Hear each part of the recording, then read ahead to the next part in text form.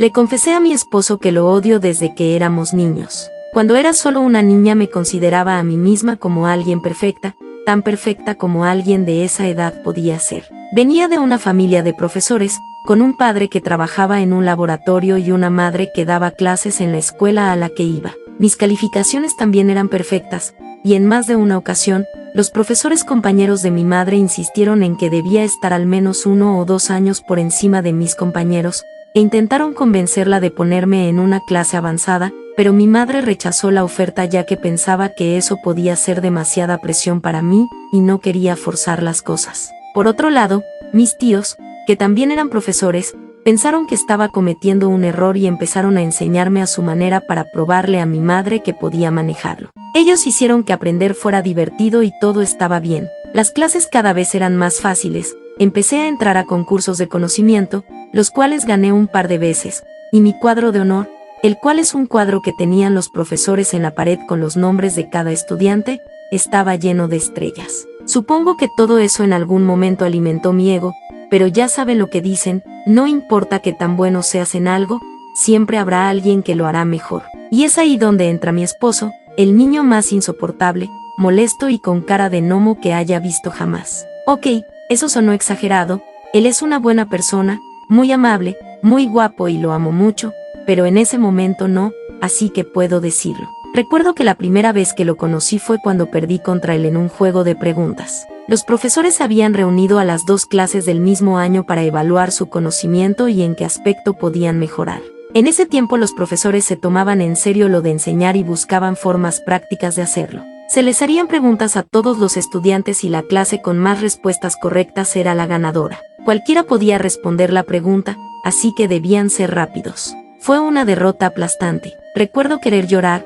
No solo respondió más preguntas que yo, sino que dio detalles que ni los profesores sabían. Para colmo, a la semana siguiente lo cambiaron a mi clase, ya que, siendo ambos tan listos, los profesores creían que podían fomentar la sana competencia entre nosotros. Sana competencia mangos. Yo lo odiaba. Fue terriblemente traumático para una niña ver cómo era lentamente desplazada al segundo lugar. Y solo para echarle más sal a la herida, nos volvimos vecinos. La casa de al lado se había puesto a la venta el año pasado y mis abuelos habían estado pensando en comprarla, pero no pudieron porque mi esposo y su familia se habían mudado primero. Solía verlo en su jardín desde mi ventana y cada vez que su pelota o algún juguete llegaba hasta mi patio, corría a encender los aspersores, hasta que en una ocasión mi mamá me descubrió y me obligó a ir a jugar con él. Era un chico agradable. ¿Conocen esa sensación de odiar a alguien y sentirte mal porque es una buena persona y no tienes motivos válidos para sentirte así? Pues me pasó. Las cosas no mejoraron cuando crecimos, pero sí hubo cambios. Empezando porque él se había convertido en un chico bastante apuesto, también era muy sociable, así que era popular de cierta forma. Pero a mí seguía sin agradarme porque ahora conocía su secreto, él había nacido con una memoria fotográfica, y eso para mí era como si hiciera trampa.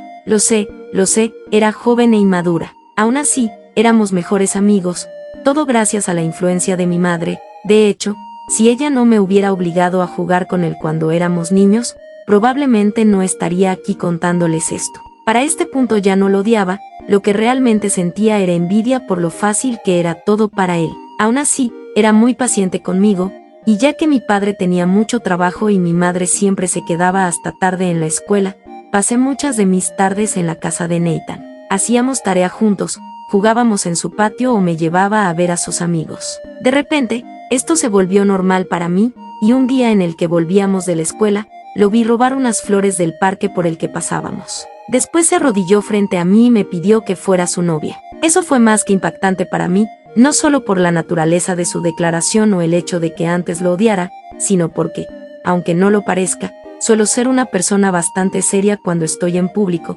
por lo que una declaración al aire libre no es algo que vaya conmigo. No lo mencioné antes, pero mi esposo es alguien muy extrovertido, por lo que cosas así no le avergüenzan, todo lo contrario a mí, que estaba sudando frío cuando se declaró. Podría calificar lo que hizo como presión social, aunque no recuerdo que hubiera nadie más en el parque en ese momento. En fin, le pedí algo de tiempo para pensarlo, y él aceptó. Se levantó y siguió caminando a mi lado como si nada. No había ninguna pizca de vergüenza en su rostro, a diferencia de mí, que estoy segura de que debí parecer un tomate maduro. Esa misma noche en casa estuve pensando detenidamente en su declaración. Creé una lista de pros y contras en mi cabeza.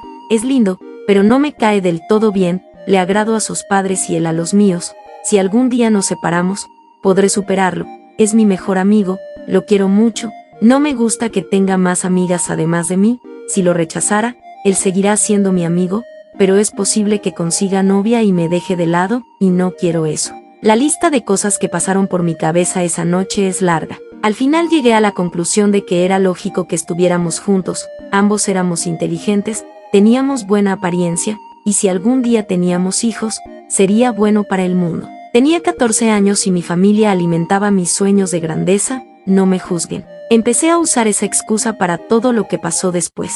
Cuando estábamos pensando a qué universidad ir después de graduarnos, él sugirió ir a la misma, así que de nuevo pensé, claro, es por el bien del mundo. Cuando sugirió mudarnos juntos para ahorrar dinero, la misma excusa sonó en mi cabeza.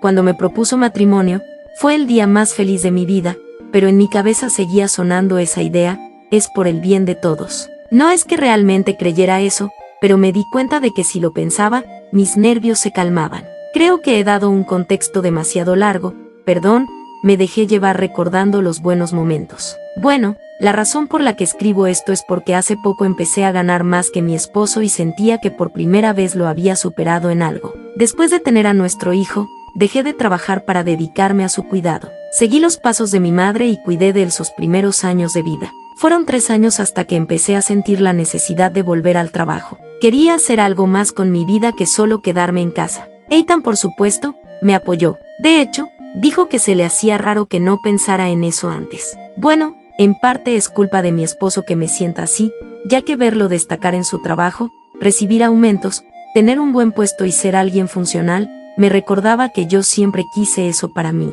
Por supuesto, nunca envidié de manera negativa a Ethan. Estuve feliz por mi esposo y festejé cada uno de sus logros con él. Solo quería sentirme funcional, alguien útil para la sociedad, y tenía 2 opciones: conseguir un trabajo del cual probablemente no podría llegar muy lejos, o unirme al proyecto de un viejo amigo que estaba pensando en fundar su propio negocio. Tenía el capital y estaba buscando a personas capaces de ayudarlo. Mi esposo dijo que me apoyaría con la decisión que tomara, y al final decidí unirme al proyecto, y hoy, 15 años después, todo mi trabajo ha dado sus frutos. La diferencia entre nuestros salarios no es exorbitante, pero en definitiva es algo de lo que puedo presumirle. Las próximas vacaciones corren por mi cuenta. Se lo dije a mi esposo y bromeó con dejar su trabajo, ya que ahora tendríamos suficiente con lo que gano. Le dije que podía hacerlo. Me emociona mucho la idea de cuidar de mi familia, tal como él cuidó de mí cuando tuve a nuestro hijo. Yo también quiero cuidar de él si decide tomarse un descanso. Bueno,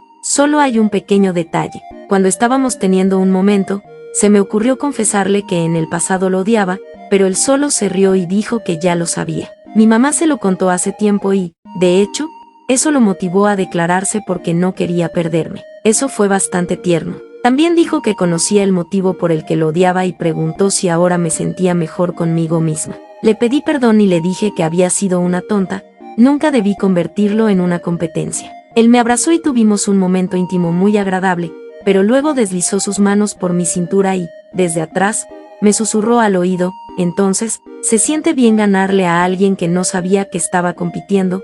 Para rematar con una pregunta: dime, ¿cuántos años te tomó? Definitivamente lo odio tanto que lo amo más que a nada.